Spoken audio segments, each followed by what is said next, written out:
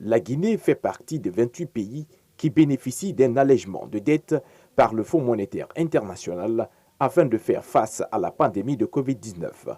Safayou Diallo explique les avantages d'un tel procédé pour le pays. C'est le FMI et l'Union européenne qui ont procédé en ce moment-là à un versement d'un montant représentant une partie du service de la dette de ces pays qui sont considérés vulnérables. La Guinée a bénéficié à ce titre un allègement de la dette de 20 millions d'euros.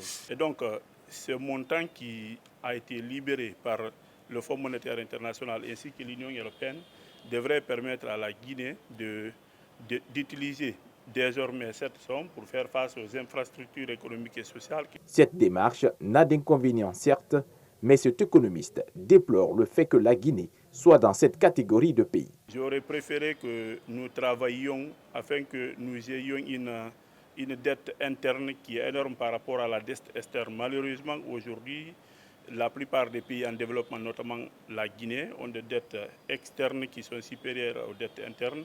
Avoir une dette extérieure énorme signifie tout simplement que le pays va consacrer une bonne partie des ressources, surtout qui sont tirées des exportations, puisque c'est en devise que cette dette est contractée, allouée au remboursement de la dette, chose qui a déploré. Safayou Diallo a interpellé l'État à diversifier l'économie guinéenne afin d'engranger des fonds pour répondre aux besoins du pays.